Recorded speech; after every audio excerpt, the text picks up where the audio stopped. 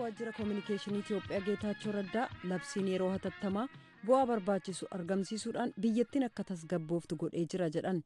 Mootummaan Itoophiyaa ministiriin dhimma alaa Yuunaayitid Isteets imala biyyattii ilaalchisee akeekkachiisa ni kennetti mufatee jira. Ministiriin dhimma alaa Yuunaayitid Isteets jimaata darbe akeekkachiisa imalaa kanneen sababaa jeequmsa keessumaa Oromiyaaf naannoo Amaaraa keessatti ka'ee lubbuu namaa hedduu galaafatee kumaan kanneen lakkaa'aman hidhaatti naqamanii qabeenyaa hedduun barbadaa'eef jecha lammiiwwan isaa imala barbaachisaa hin taane gara Itoophiyaatti godhan irraa akka of qusatan gaafatee jira. Ministeerri waajjira dhimmootii koominikeeshinii Itoophiyaa Geetaachoo Raddaa akka jedhanitti ministirii dhimma alaa Yuunaayitid Isteets keessa kanneen jiran hangi tokko Itoophiyaan tasgabbii argachuu ishee kan hin simanne jiru jedhan. It's quite unfortunate that people in the State Department had to make carraa gaariituun ta'in hafee namoonni ministirii dhimma alaa keessa jiran hangi tokko sababaa dhugumatti nama dhibu dhiyeessuudhaan akeekkachiisa imalaa akka kaa'amu godhan. Namni ministirii dhimma alaa sana keessa jiru Itoophiyaan nagaa argachuu ishee kan isa yaaddessu waan jiru fakkaata. Sababiinsaas akeekkachiisa sana keeyyata jalqabaa yoo ilaalte biyyattii keessa jeeqamni akka jiru akka amantu si godha. Biyya kana keessa garuu jeeqamni deemaa jiru hin jiru jedhan. Biyyi keenya nagaa guutuu qabdii jedhu obbo Geetaachoo Raddaa. The country is back to normalcy. Of course, people who've been terrorized into. Dhugumatti biyyattiin tasgabbooftee jirti. Eeyyee namoonni kashlabbootaa hidhataniin gowwoomfamanii gara shororkeessuutti seenan amma innaa kashlabboonni kun gandeen isaaniif magaalaalee isaanii shororkeessan callisanii ilaalan ofii isaaniiyyuu dhugaa jiru hubatanii harka kennataa jiru jedhan. Durataan Koongireesa Federaalawaa Oromoo Dr. Mararaa Guddinaa obbo Geetaachoon biyyattiin nagaadhaa ka jedhaniif deebii ennaa kennan akkas jedhan. Mootummaan biyyi nagaa argate waan jechaa jiruuf naan galu malee biyyi Oromiyaan hunda caalaa jeeqamaa jira. Miseensi keenyas haa ta'u sabni Oromoo kumaatamaan hidhamaa jira. Hojii maakalaa komitee keenyayyuu komitee jiddu galeessaa hojjetanii shashamannee Arsii Lixaa bakka bu'aan keenya jedhameera. Miseensa maakalaa komiteeti. Hamida Waaqoo jedhu Sagureedha. Ahmad Mahammad innis miseensa koree jiddu galeessa keenyaa dheengaddamoo hidhamee. Dr. Baraarsaa kan jedhan Ciroo Gubbaatti torban darbe hidhamee. Mahammad Aliyyi kan jedhan Baaree innis koree jiddu galeessaa keessa nama jirudha. Adaamaatti dheengadda hidhamee. Egaa kanaa qabee kumaatamaan namni ta'u namni baay'een akka haraatti hidhamaa jira, baqachaa jira. Qabeenyas warri saamaman baay'eedha. Amma moobaalii harkaa saamu, qabeenya qarshiis harkaa saamu, dubartiinis iddootti gudeedamtu jirti. Waan baay'eedha kan ukkaamsanii bira darbuudha. Isa yaalaa jiranii sabni nagaa argatee nagaan biyyatti dhufe jedhanii odeessu malee karaa keenyaa nagaan argameera, nagaan jira gara wanta akkasii mul'achaa jiru jechuu kooti. Sabaasinis iddoo baay'eetti gaafachuu hin dandeessu. Iddoo tokko tokkotti karaa cufamu dhaabbate isa jala yoo ta'e malee hoo xinnaatee Oromiyaan nagaarra hin jiru jechuu kooti. Biyyi nagaa argachaa nagaan arganne nagaadha jedhee nagaan galee nagaan bulaan jira jedhee dubbachaa hin jiru, laalaa hin jiru. Ammas yoo ta'e rakkoo bal'aatu Oromiyaa keessa jira jechuu kooti. Obbo Geetaachoo Raddaa jalqaba baatii kana raadiyoo sagalee Ameerikaa waliin gaaffiif deebii geggeessaniin hiriira farra mootummaa sana keessa harki humnoota alaa jiraachuu mootummaan ragaa qaba jedhanii turan garuu ragaan sun maal akka ta'e dubbachuuf toleen jedhin hafan.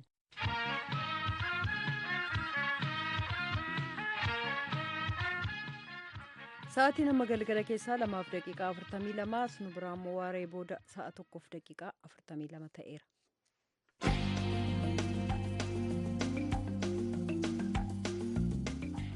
Godina addaa Oromiyaa kan naannoo Finfinnee holataa keessatti hidhaan hammaatee jechuun ka jiraattonni ibsan isinii dhiyeessuun keenya ni yaadatama. Ergasii maaltu jira? Jaallannee dhiyeessa. Sagantaa keenya torban darbee keessatti miseensa koree hojii raawwachiistuu Koongireesa Federaalawaa Oromoo ka ta'an barsiisaa Tashoome Bongaasee naqabuudhaaf hanga mana barumsaatti dhufan jechuudhaan barsiisaan kun sodaa qaban ibsanii turan. Bulchaan magaalaa holataa obbo Gonfaa Ambassee gaafatamanii deebii kennaniin namni barsiisaa Tashoomaa Bongaasee qabuuf ture tokkoyyuu hin jiru jechuun haaluun isaanii ni yaadatama. Garuu kamisa darbe jechuun onkololeessa 20 bara 2016 barsiisaa Tashoomaan qabamanii yeroo ammaa to'annaa jala oolanii jiru. attamiin qabaman? Walumaa gala magaalaa Holataa fi aanaa Walmaraa keessa haalli jiru maal fakkaata? Jiraattotaaf aangoota dubbiseera. Ka jiraataan sodaa nageenyaaf jecha maqaan isaanii akka hin ibsamne gaafataniin hin jalqabaa kunoo.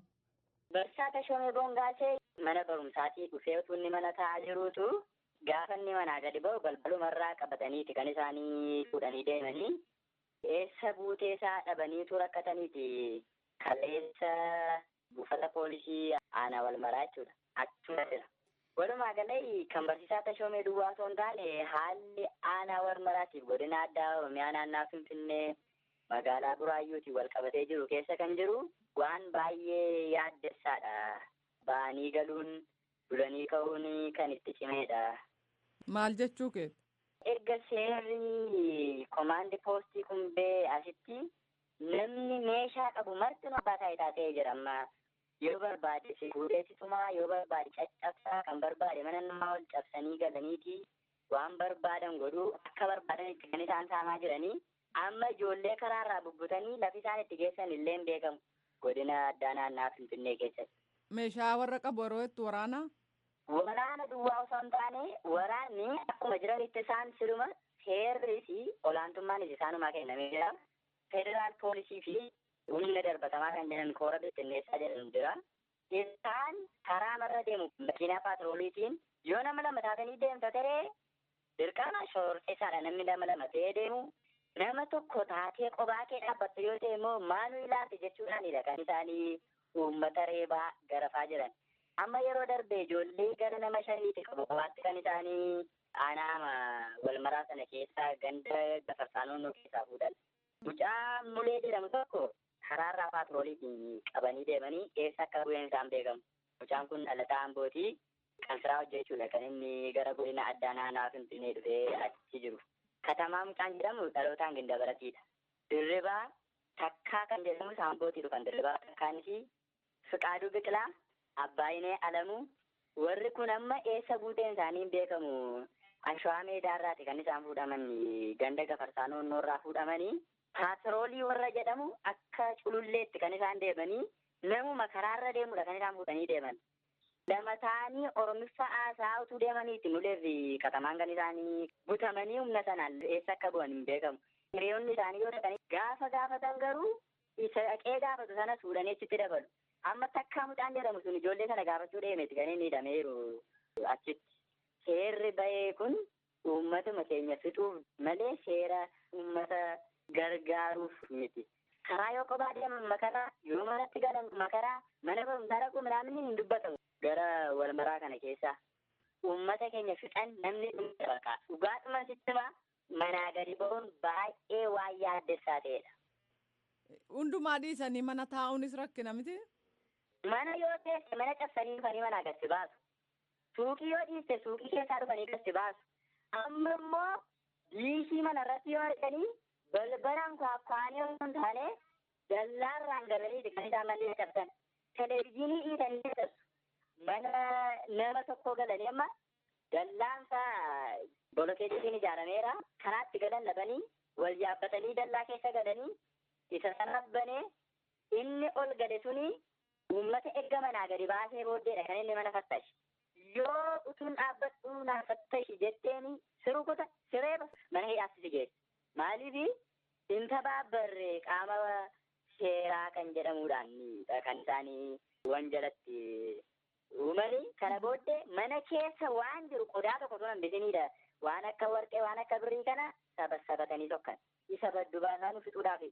Ijoolleen keessaa qabamanii jiru ka jedhame ganda Gafarsaa Noonnootti bulchaa ka ta'an obbo Damee Tulluu himannaan dhiyaate soba jedhu. Labsiisa dhugoomsuudha jecha nama sakatta'uun jira. Wanni immoo maaliifi daliinatti naannoo kana eegsisuudha. Mana namaa wanti seenanii sakatta'amtu hin jiru jechaadha. Karaarra yoo deemtu iddootti shakkanitti labsuma qaa'isa waan ta'eef waan labsiirra jiru sanadha dubbii malee nama dararuun nama maal gochuun kun ammaaf hin dhaqqabne tarii namni sitti hime sun dhugaasaa iddoo kamitti ka jedhu san beekuun gaarii waan ta'eef. Gara biraa kan isaan jedhan afaan Oromoo walitti dubbataa deemuun akka yakkaatti ilaalamee hidhamuu jedhama. Heerri biyyaarra kaa'ameera mirgi afaanii maaliif kun ta'a? Ani hin agarre afaan Oromoo dubbachuun kan nama hiisisuu miti. Namni afaan Oromoo waan dubbate hidhamees rukutamees hin jiru. Rukutame kan jedhe hoo jiraate dhufee qaaman nu dubbisuu danda'a bakka itti rukutame wajjin ibsuu danda'a jechaadha. Waan lammii Oromoo ta'e dhiibbaan isarra ga'e tokko hin jiru jechaadha. Fakkeenyaaf namoota qabamanii dubbisuu yeroo dhaqanis qabaniitti nama dabaluu jedhu. Nama qabanii itti dabalan ani nagarre yoo dubbiin nageenyi naannoo kamuu irraa ta'e qabeenyi kan badu ta'e automaatikaalii abbaa fi haa ta'u abbaa aangoo kamuu haa ta'u kontiroolii gochuun nama jiru. Zeen rakkoo namicha saniitii fi rakkoo namichi nuufne waan Oromoo ta'e waan saba biraa ta'eef osoo hin ta'in dubbii sun maal inni kan jedhu jiraata dhumoomiti kan jedhu qulqullaa'ee karaa seera qabeessaan darbuu kanuma jirudha. Ani ammaaf hin beekuu jechuu barbaade. Qabxiin biraa isaan kaasan obbo Damee waraanni dallaa namaa cabsee lixee kan lafatti televezyiinii mana namaafaa cabsantu jira, lafatti warqee fudhatantu jira, lafa kompiitara faa fudhatantu jira.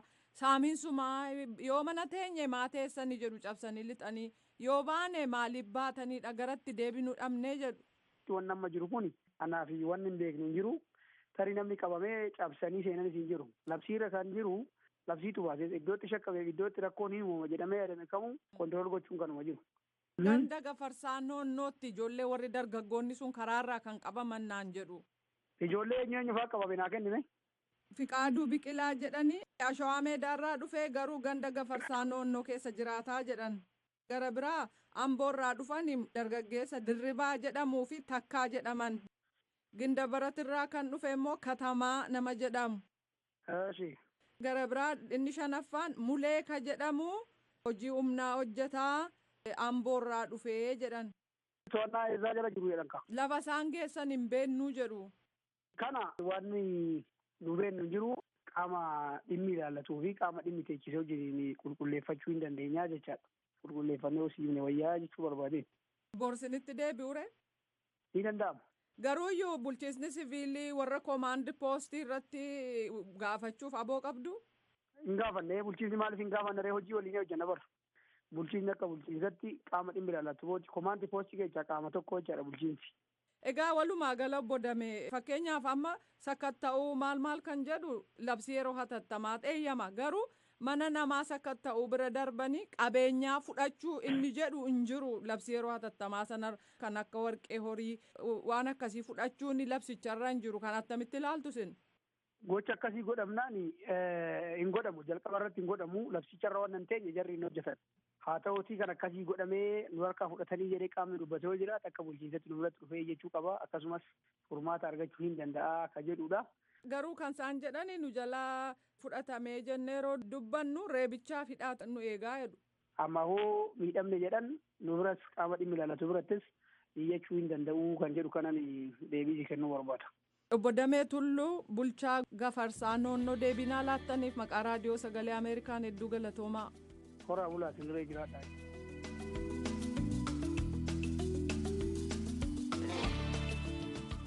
Gabaasi marsariitii dhimma namoomaa Relief Web jedhu ka tokkummaa mootummoota akka jedhutti baatii fulbaanaa bara 2016 koolugaltoonni 10,600 kanneen dahata siyaasaa barbaadan dhibbarraa harki 77 lammiiwwan Itoophiyaa 23 immoo ka Somaaliyaa gaanfa Afriikaarraa karaa galaana diimaa galoo galaana Arabaaf galoo galaana Edan ba'anii Yemeniin seenaniiru. Gabaasa kanaaf baqattoota Yemen haasofsiisuun namoon gabaaseera kunoo. Baatii fulbaana dabree keessa qofa Itoophiyaarraa namoota 1,632 Somaaliyaarraa immoo namoota 32tu biyya Yemen seene jechuudhaan gabaase marsariitii tokkummaa mootummootaa ka gabaasaa rakkinaaf gargaarsa namoomaa irratti gabaasamu irratti gabaasaan ba'e. Lakkoofsi baqattootaa Yemen seenanii kan waliigalaa ka baatee agayyaarra gad bu'eeyyuu lakkoofsi godaantotaaf baqattoota Itoophiyaarraa Yemen seenanii dhibbarraa harka 40 dabalee jira gabaasaan kun. Yeroo ammaa baqattootaaf godaantota Itoophiyaarraa Yemen seenan keessaa dhibbarraa harki 98 lammiiwwan Oromoo ta'uusaas gabaasaan kun eeree jira. Baqattoonni kun sababa adda addaatiin akka Itoophiyaarraa ba'an ka dubbatu gabaasaan kun gariin isaanii mormii barattootaa biyyattii keessatti jalqabe wajjin haala walqabateen akkasumas miseensota adda bilisummaa Oromooti shakkii jedhuun mootummaa Itoophiyaatiin hidhamuu isaanii ka dubbatan ta'ullee eeree jira. Haala baqattoota Oromoo yeroo ammaa Yemen seenan kana ilaalchisee ittaanaa durataa hawaasa baqattoota Oromoo magaalaa sanaa keessa obbo Abdulfattaa Mustafaa telefoonaan haasofsiiseen jira. Haala kana yoo quba qabu ta'e gaafadhe. Nuti akka gaariitti quba qabna. Ijoolleen Oromoodhaa naannoo baharitti gartee bakka namni doonii irraa itti bu'u cufaa'u warreen achitti warri afaan hiikuu isaanii nuti oduu akka gaariitti quba qabna. Bara 2011 irraa eeguma gartee uummanni Oromoo ka'ee namni guddaan duraanuu Oromoodha. Garuutu ammaan sana ittiin hammaatee baay'atee gartee biraallee namni biraallee wajjin seenaa jiru ammaan sana akkuma jaansan harka 198 Oromoodha. Oromoon sun seenuudhaa wajjin dur yeroodhiif seenan jaarmayoolee adda addaatiif jira. Jaarmayoolee fayyaatiif jira. Jaarmayoolee gargaarsaatiif jira. Jaarmayooleen kun jaarmaya UNHCR maadhee isaanii naannoo bahar kaayaniiti akkasitti hoggaaniif isaan dhufan galmeessanii duuba karaa adanii fi karaa sanaalaa dabarsaa turanii ammaan sana sun cuncinuu dhaabbatee akka isaan dhufanii bahar irraa bu'anitti mootummaan walitti qabdee mana hidhaatti guuraa jirti. Kan achirraa mootummaa harkaa bahee adanii fi sanaa dhufulleen galmee harkataa hin jiru, barruu harkataa hin jiru, galmeeffamaa hin jiru, gargaarsa harkataa hin jiru, rakkoo guddaadhaatiif isaan mudataa jira. Mee baqattoota haarawaa dhufan kana ilaalla. Baqattoonni kun irra caalaan isaanii dhiirotaaf dargaggoota jedhama. Durumaa akkas immoo kun waan haaraya? Lakki kun waan haara'e kun waan haara'e eega rakkoon gartee biyya keenyatti jabeessiteen addatti haara'e ammaan tana yeroo ammaan tana dargaggoota hatta dubartii ijoolleen dubraalleen wajjin ijoolleen xixiqqishoolleen baay'attee dhufaa jirti ammoo guddatee dargaggoota namni ammaan tana biyyarraa keessaa warreen dhawaa qaban fa'aa seenaa jira. Maaliif jetta kana obbo Abdulfatta maaliif akkas ta'uu danda'e? Kun waan addunyaarraa dhokatee jiru miti. Biyyatti kan rukutamaa jiru hawaasa Oromoo waan ta'e kanarraa dargaggoota guddaa waan ta'e jecha namni biyyarraa kan harki dhawaa qabu kan inni dhawaa qabu kan biyyarraa baqataa jiru dargaggoo Oromooti shamarree Oromooti ijoollee xiqqoolleen baqataa jiranii. Kanneen haarawaa dhufan kun mootummaan qabee jira kanatti naan jette eessatti kan isaan qabamanii jiran yeroo qabaman eessa geessamu? Ammaan tana biitti waan gartee dandeettii hin qabneef waan fuutee gara biyyaa nama deebisuu hin dandeenyeef laaftu waan taateef jecha jaarmayni kan dur nama guuree biyyatti galchaa jirullee ammaan tana waan ta'e hin beeknu nuti gartee gaamma immigireeshinii asiilleen akkasitti nama guuree galchaa hin jiru UNHCRis galmeessiseeti gargaaruuti waraqaa yeroodhaa kan ta'eef ammaan tana gargaarsi sunis hin jiru UNHCRis hin jiru UNHCR keessaa'uu naannoon nuti jirru kun maaqaba irra kaa'anii akka nama tokko hin galmeessinee baqataa tokkollee Yaman keessatti akka hin galmeessinee jechuudhaan UNHCR irra kaayan. Baqattoota Oromoo dhiyeenya Yemen seenan keessaa tokko Faaxumaa Muhammad jedhamti. Magaalaa sanaarraan dubbisee dura yoom akka Yemen seenten gaafadhe. Guyyaa idaan indoonii irraa bu'an. Dhalanni kee eessa? Gaara mul'ata. Aanaa guraa.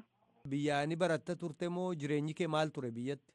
Hin baradhu lakkee ijaarsa kiyyanarraa ajjeesaniitiin baqa biyyarraa kanuma ilmaan kiyya facaasee deeme malee. Eenyu ijaarsa kee ajjeese? Waraanuma mootummaati. Yoom kan ajjeesan? Gaafa hiriira guddaa san.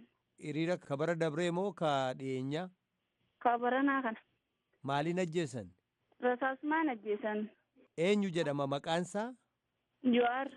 Jawaar eenyu? Jawaar Yusuf. Jawaar Yusuf jedhama. Gaara mul'ataa keessatti kan isaan ajjeesan jechuudha. Gaara mul'ataa keessatti. Nadhaawanii hoggaa isaa ajjeesaniis hoggaan inaanii awwaalus na dhoorkanii amma kun ijji tiyya takka fayyaan qabdi ijee hunda na baysanii qoreerra na darbaniitiin baafadde biyyarra. Sireebanii jechuudha. Ilmaan qabdu turtanii Faaxuma? Ilmaan lamaan qaba. Isaan eessa jiran amma ilmaan kee? Ijoollee uummatii irratti hin facaasee deemean. Gaara mul'ataarraa kaatee dura eessa deemte akkamitti akki dhufaatii keeti? Gaara mul'ataarraa deemee tumaan jijjiga dhaqee achumaan osoo hin deemuu tumaan dhufean. Warra dooniidhaan nama ceesisaniitu si fide? Ummatumaa wajjin dhufee. Uummata hedduudha kan si waliin dhufe Faaxuma? Uummata kaan na biraa bishaanitti darbanii ana rabbumaan na baase garuu. Utuu dooniidhaan deemtanii jechuudha? Ummatuma achirraa saniitu nama gad darba doonirra. Somaaliinis hoggaatti gayyaa naman fadhanii bakka rakkadheetumaan bakka ilmaanuma kiyya sana akkaanti guddifadhu dhabeetumaan deemean. Eega baatee booda akkamitti sanaa gahuu dandeesse? Hidhamee hidhaarraa na baasanii bakka fayyaa dhabeetiin achirraa ba'e namni achirraa fe'anii du'ee jira uummanni dooniidhaan fe'anii mootummaa firaachii dachaasu jira uummata keenya. Eega Yemen ga'anii booda ka du'anti jira jettaa? Eega Yemen ga'anii uummanni walitti qabanii Yemeniin bakka wanni irra fe'an doonii irratti. Deebisuudhaaf? deebisuudhaaf bakka nama shanimoo akkana addumee guddaan jiru san doonii raasuma gannaqanii biraa deebi'an bishaanii ajjeese nama. Karaatti dhufte sanarra namni dhufaa jiru hagama hedduudha Faaxuma kan agarte. Namni yoom Itoophiyaatti yoom hafe namni hedduudha anuu dhiira 100 akka wajjin dhufe aan takkittiin. Akkasumatti guyyaa guyyaadhaan deddeebi'a namni jechuudha. Guyyumarraa dhufan guyyumarraa qabamanii hidhaman isaanis karaa dabruu hin danda'an. Amma akkanatti himtuuttati abbaa manaa keessirraa ajjeesnaan ka dhufte namoonni waliin dhufte maal jedhu maal inni sababaan gara Yemenitti baqachuuf isaan dirqisiise. Baqanneetuma yaanee jiran namuu akkasuma jiran. Akkuma kee jechuudha. Dardara moo maanguddoota moo namoota akkamiiti? Dardarrinis maanguddoonis nama yaadi. Yeroo tokko ka dubbatamu jireenyumatti itti ulfaannaan rakkoodhuma dinagdeef namoonni bahu jedhanii dubbatu. Kun hagam dhugaadha Faaxuma? Jireenyi nutti hammaatee miti biyyuma keenya keessaa jiraachuu dadhabnee akka itti bobbaanee akka itti gallu dhabaan nu oofe. Gabba'uu hin dandeenyu mana keenyarraa. Silaa wanni qabaanne biyya keenya keessaa biyya namaatti wayyaanaan. Amma sitti carraa maaliitu jira? Eega dhufte maaltu si mudatame? Achi deebuu irra naa jiraan achi osoo dhufuu baadhee hin sheeneewu. Achumatti silaa hafe gaariidhaadha kanatti jettu. Wallahi gaariirra naa jira jecha rakkina karaa kanaa. Manninis akka falan nama godhanii nama qabatan manni badaadha biitti tunuu badduudhaan asiin. An biyyuma teenya tokko jeesee galuurra naa jira biyyuma sanittu. Asii homaa abdiin hin jiru jechuu keeti? Waan takka irra hin jiru biittii fiifu asii rakkataa jirti amani fiifu. Warri keessa jiru qabanii dachaasu jira. Dhaggeeffatoota keenyaa kanneen ibsanaa kennan kana guddaan galatoomsadha. Himannaa baqattootaa kana ilaalchisuudhaan waajjira UNHCR kasanaa jirurraa deebi'ee argachuudhaaf deddeebisee bilbilee har'aaf argachuu hin dandeenye akkuma argannetti ka dhiyeessinu ta'uun sin beeksisa.